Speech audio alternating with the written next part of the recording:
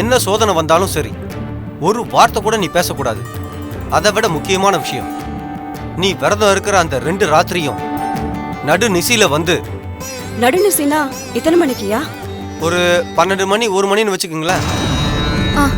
நடு நிசியில வீட்டுல இருந்து மாவிளக்கு போட்டு எடுத்துக்கிட்டு வந்து நீ மட்டும் தனியா கால்நடையா நடந்து இந்த கோவிலுக்கு வந்து ஆத்தா முன்னாடி அந்த விளக்க வைக்கணும்மா. தனியாவா? துணைக்குத்தான் இந்த ஆத்தா இருக்காளம்மா. சரிங்க ஐயா, நான் அந்த விரதம் இருக்கேன்.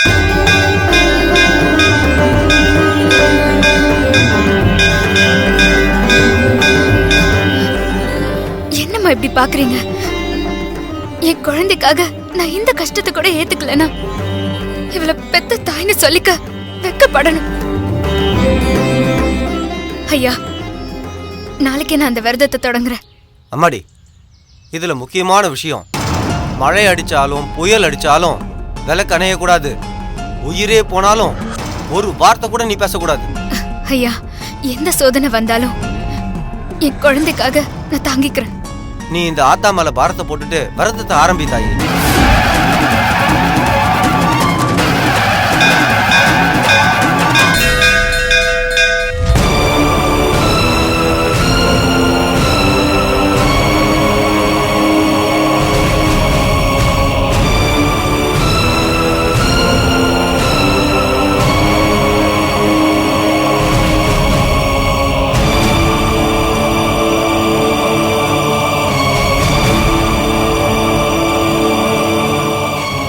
ஏதோ தனியா பேசணும்னு சொன்ன.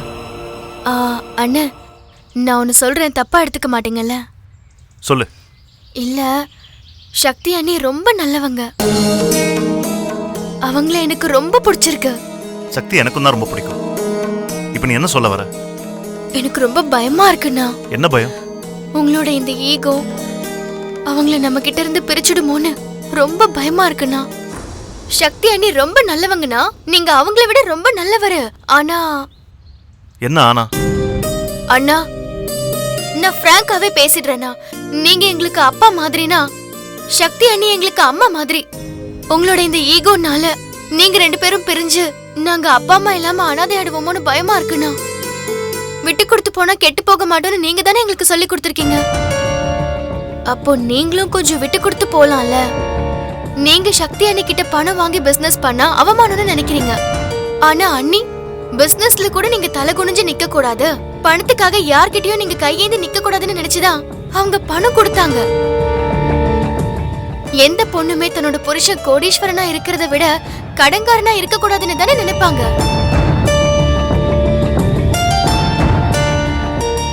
என்னன்னு எதுவுமே பேச மாட்டேங்கிறீங்க? நீ சின்ன பொண்ணுமா, சில விஷயங்கள்லாம் உனக்கு புரியாது. நீ காலேஜுக்கு போ, நல்ல படி. படிப்புல மட்டும்தான் அவன் கவனம் இருக்கணும், சரியா? அண்ணா, நான் கேட்டதுக்கு நீங்க எதுவுமே பதில் சொல்லலையேண்ணா. அதான் சொன்னேனே ரேஷ்மா, நீ சின்ன பொண்ணு, உனக்கு சில விஷயங்கள் புரியாதுன்னு. ஒண்ணு மட்டும் சொல்றேன், எனக்கும் சக்திக்கும் நடுவுல நீ பயப்படுற மாதிரி எதுவும் நடக்காது. சின்ன சின்ன பிரச்சனைகள் வருமே தவிர கண்டிப்பா பிரிவு மட்டும் வராது. ஓகே? தேங்க்யூ அண்ணா. சரி, எனக்கு ஆஃபீஸ் டைம் ஆச்சு, நான் ரெடி ஆயிட்டு கிளம்புறேன். ஓகே?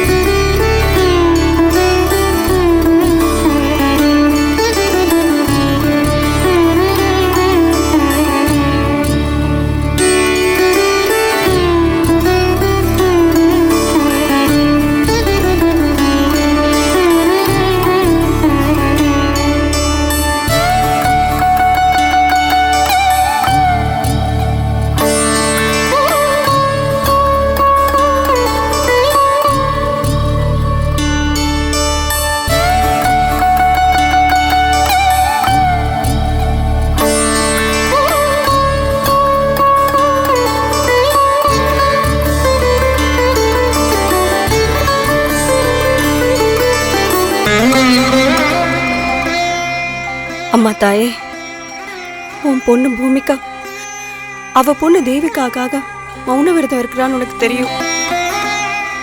அவ விரதம் முடிகிற வரைக்கும் அவளுக்கு எந்த சோதனையும் வராம நீதாம்மா துணை இருக்கணும்.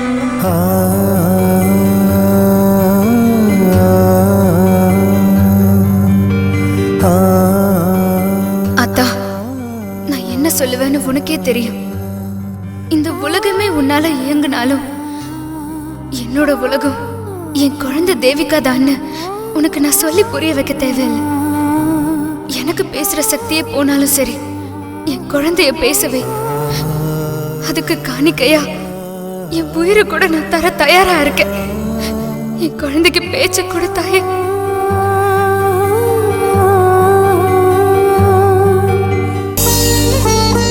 பூமிகா, அப்படி உட்காரு.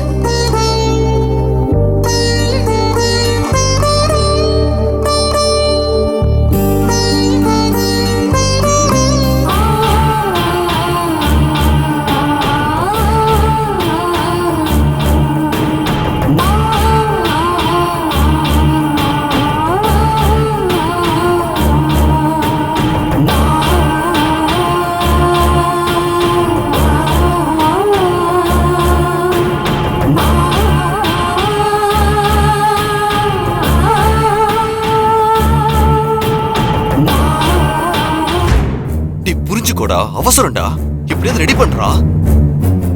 டேய், சும்மா சொன்னதையே சொல்லாதடா. என் அண்ணன் தாண்டா கோடீஸ்வரன், நான் இல்லடா. இப்படியாவது ரெடி பண்றா. நீ என்ன பண்ணுவே ஏது பண்ணுவே தெரியாத. இன்னும் ஒரு வாரத்துல எனக்கு 30 லட்சம் ரூபாய் ரெடி கேஷ் வேணும். டேய், இல்லைன்னா ரொம்ப அவமானப்பட்டுருவான்டா. சரி, ஓகே, பாய்.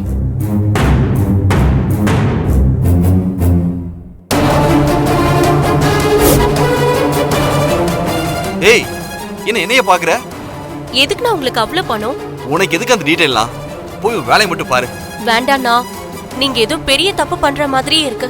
ஏய் கல்பனா, தேவையில்லாம நீ என் விஷயத்துல தலையிடாத. அப்புறம் நான் மனுஷனாவே இருக்க மாட்டேன். இப்ப மட்டும் என்ன, நீங்க மனுஷனா இருக்கீங்க? கூட பிறந்த அண்ணன் கல்யாணத்தையும் நிறுத்த ட்ரை பண்ணவர் தானே நீங்க? அடைக்கலம் கொடுத்து என்ன பாத்துக்கிட்டாருங்கிற ஒரே காரணத்தால நான் இப்ப வரைக்கும் ஷரத்தனாக்கு உண்மையா இருக்கேன். ஆனா நீங்க அப்பாக்கு அப்பாவா அம்மாக்கு அம்மாவா இருந்து வளர்த்த ஷரத்தனே இப்படி பண்றீங்க. என்ன வாய் ரொம்ப நீளுது? நான் உனக்கு முதலாளி, மறந்துடாத. எனக்கு முதலாளி ஷரத் அண்ணா, முதலாளி அம்மா சக்தி அண்ணி, நீங்க இல்ல. நான் உங்க நல்லதுக்கு தான் சொல்றேன், கொஞ்சமாவது நன்றியோட இருங்க. எனக்கு அட்வைஸ் பண்றியா? நல்ல விஷயத்த யார் சொன்னாலும் கேட்டுக்கணும். எது நல்லது எது கெட்டதுன்னு எனக்கு தெரியும். நான் ஒன்னும் சின்ன குழந்தை இல்ல. நீங்கெல்லாம் திருந்தவே மாட்டீங்க.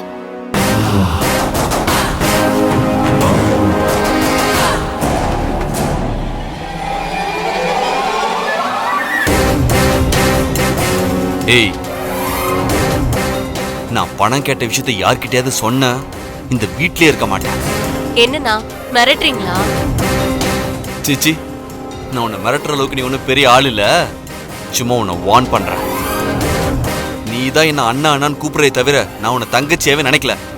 கொஞ்சம் பார்த்து நடந்துக்கும். எனக்கு ஒரு பிரச்சனைனா நான் என்ன வேணா பண்ணுவேன். ஜாக்கிரதை.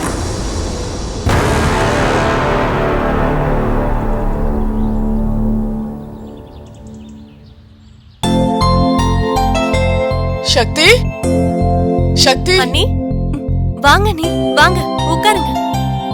நல்லா இருக்கியா கல்பனா? நல்லா இருக்க அண்ணி, உட்காருங்க அண்ணி. காஃபி எடுத்துட்டு வரேன்.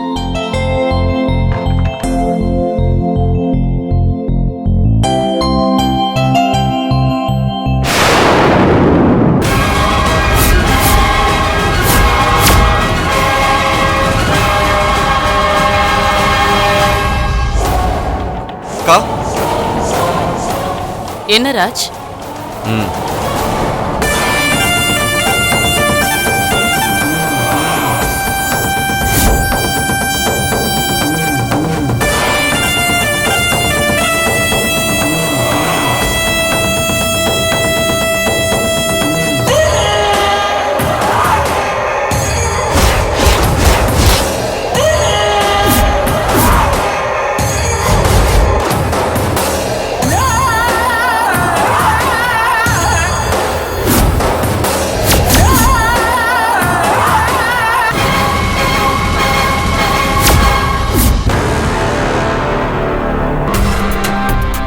டேய் தம்பி, இப்ப வர வர நம்ம வீட்ல நிறைய புள்ள பூச்சிங்க உள்ள வருதுல்ல?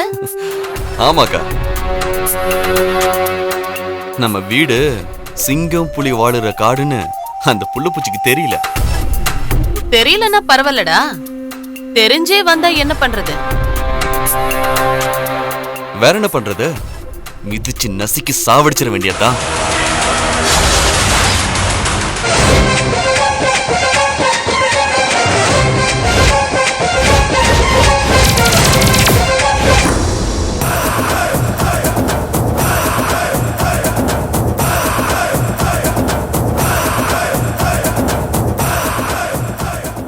தாமோதரன், ஒரு முக்கியமான விஷயம் சொல்லணும். ஈஸியா மெதிச்சு நசுக்க நான் புள்ள பூச்சியும் இல்ல, வீராப்பா பேச நீங்க சிங்கம் புலி சிறுத்தையும் இல்ல. சிங்கமும் சிறுத்தையும் வளர்ற அதே காட்டுல தான் புள்ள நரி, கழுத, காட்டெருமை, கரடி எல்லாம் வாழும். இதுல எது நீங்கன்னு எனக்கும் தெரியும், அதுல எது நான்னு உங்களுக்கும் தெரியும்.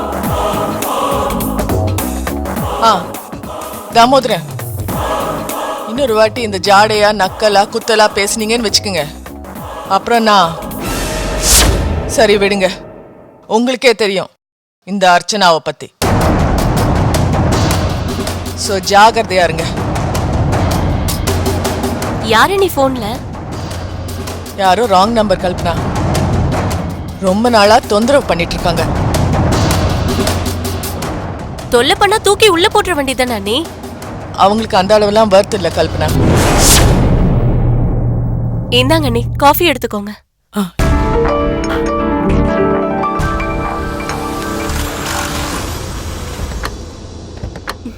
அண்ணாவும் அண்ணி வந்துட்டாங்க போல இருக்க. அண்ணி ஹலோ. வாங்க வாங்க. சக்தி எங்க? சக்தி கோயிலுக்கு போயிருக்கா. என்ன விசேஷம்? கையில கிஃப்டோட வந்திருக்கீங்க? இது சக்திக்கு நான் கொடுக்க போற ஸ்பெஷல் கிஃப்ட். இந்த கிஃப்ட் பார்த்தா சக்தி ரொம்ப ஷாக் ஆயிடுவா. அப்படின்னா கிஃப்ட் பர்சனல். ஓ சரி. ஓகே ஷரத், நான் ஒரு கேம்புக்கு கிளம்புறேன். அதான் சக்தி கிட்ட சொல்லிட்டு போலான்னு வந்தேன். எனக்கு டைம் ஆச்சு, நான் கிளம்புறேன். சரி. இத மறக்காம சக்தி கிட்ட கொடுத்துருங்க. சரி. அப்புறம் ஒரு முக்கியமான விஷயம், இந்த கிஃப்ட சக்தியை மட்டும் ஓபன் பண்ணி பார்க்க சொல்லுங்க. நீங்க ஓபன் பண்ணி பாத்துறாதீங்க, தப்பா எடுத்துக்காதீங்க ஷரத். இது சக்திக்காக நான் கொடுக்கிற ரொம்ப ஸ்பெஷல் கிஃப்ட், அதனால தான் சொல்றேன். ஓகே, சக்தி வந்ததும் அவளை பிரிச்சு பாத்துக்கிட்டோம். No problem. சரி, நான் கிளம்புறேன். வாங்க. வரேன் ரேஷ்மா, வரேன் கல்பனா. சரிங்க அண்ணி. கீர்த்தி, உடம்ப பாத்துக்க. கூடிய சீக்கிரம் நம்ம மீட் பண்ணலாம். Okay senior, I am waiting.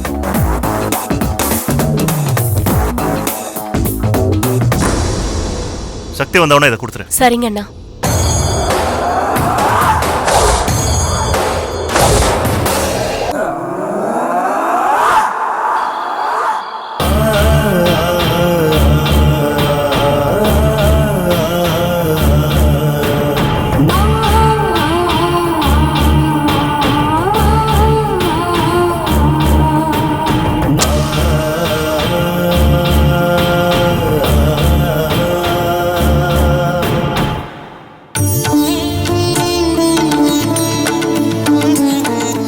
காலையிலேருந்து எந்த குறையும் இல்லாம நல்லபடியா உன் விரதம் நடந்து முடிஞ்சிருக்கு. இன்னும் ஒரு நாள் நல்லபடியா நடந்து முடிஞ்சா போதும். அந்த பேச்சியம்மா நம்மளுக்கு ஒரு நல்ல வழியை காமிப்பா. இந்த பூமிகா, விளக்கு அணையாம கொண்டு போ.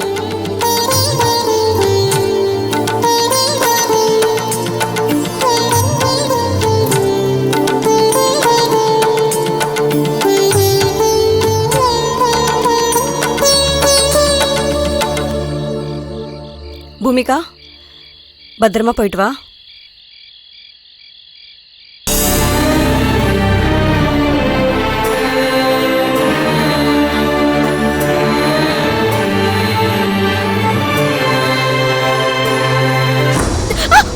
பூமிகா, பூமிகா, பூமிகா, என்னாச்சு? இன்னுமா அது போகும்போது தடுக்குது? அத்தை, என்ன நீங்க இதெல்லாம் போய் சகுனமா எடுத்துக்கலாமா? அத்தை, டாக்டரா இருக்க நானே கடவுளை நம்புறேன். கடவுளை நம்புற நீங்க ஏன் இப்படி மூட நம்பிக்கையோட இருக்கீங்க? இங்க பாருங்க, நல்லதோ கெட்டதோ நம்ம பார்வையில தான் இருக்கு. இங்க பாரு பூமிகா, நீ வேண்டுதலுக்காக கோயிலுக்கு போற, அந்த கடவுளே உனக்கு துணையா வருவாரு. நீ தேவையில்லாம இதையும் மனசுல போட்டு குழப்பிக்காம தைரியமா போயிட்டு வா. பத்திரமா போயிட்டு வா.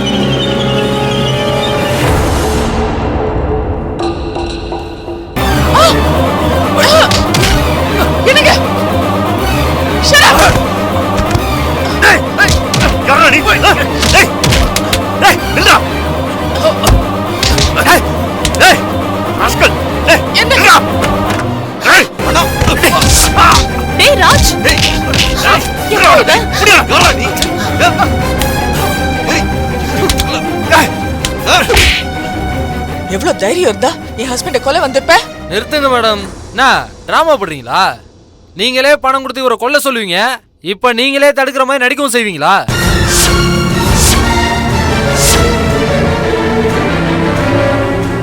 இத முதலே சொல்லியிருந்தா நானும் அதுக்கேத்தாப்புல நடிச்சிருப்பேன்ல. டேய் என்னடா சொல்ற நீ? டேய் அவங்க எங்க அண்ணி, அவங்க ஏன் அண்ணனை கொலை பண்ண போறாங்க? ஏய் ஒழுங்கா உண்மையை சொல்லிடு, எதுக்கு அண்ணனை கொல்ல வந்த? ஓ நீங்களும் இவங்க ஆள் தானா?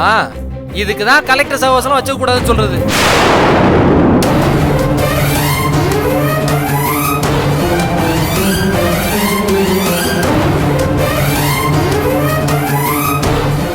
கலெக்டர் என்னடா சொல்ற? ஆமா இவங்க கலெக்டர் தானே, இவங்க தான் பணம் கொடுத்து உங்களை கொல்ல சொன்னாங்க. அண்ணே இவன் அர்ச்சனா நினைச்சு நம்ம அண்ணி கிட்ட பேசிட்டு இருக்கானே. நீ கொஞ்சம் சும்மா இரு கீர்த்தி. ஏய் மரியாதையா உண்மையை சொல்லிடு, கலெக்டர் தான் கொல்ல சொன்னாங்கன்னு உன்னை யார் சொல்ல சொன்னது? இதோட யார் போய் சொல்றது? பெரிய மனுஷங்க நீங்க இப்படிலாம் பண்ணுவீங்கன்னு தெரிஞ்சுதான் என் ஃப்ரெண்டு மூலமா ஆதாரத்தை எடுக்க சொன்னேன். என்ன ஆதாரம்? இதோ காட்டுறேன் பாருங்க. நான் ஒரு 10 நாள் ஊர்ல இருக்க மாட்டேன், அதுக்குள்ள நான் சொன்ன வேலையை முடிச்சிடு.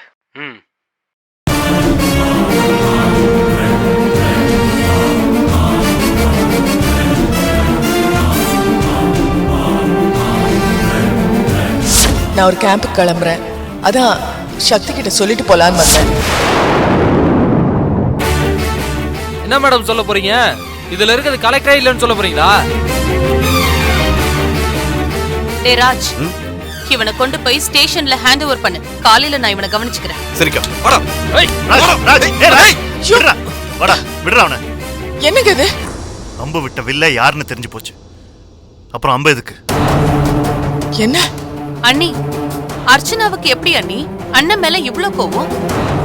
இல்ல சரத், இதுல வேற ஏதோ விஷயம் இருக்கு. நிச்சயமா அர்ச்சனா இப்படிலாம் பண்ணிருக்க மாட்டா. அதானே பார்த்தேன். உன்னால எப்படி உன் தங்கச்சியை விட்டு கொடுக்க முடியும்? அப்படிலாம் சொல்லாதீங்க சரத். கண்ணுல பாக்குறதும் போய் காதால கேக்குறதும் போய் உங்களுக்கு தெரியாதா? சாட்சியும் ஆதாரமும் சரியா இருந்தா அவங்க யாரா இருந்தாலும் தண்டிக்கப்படணும்னு ஒரு வக்கீலா உனக்கு தெரியாதா? அது பொய் சாட்சியா கூட இருக்கலாம்ல.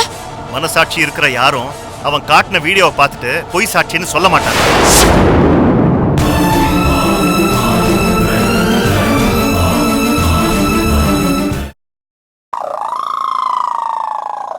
நான் ஒண்ணு நினைச்சா நீ ஒண்ணு நினைக்க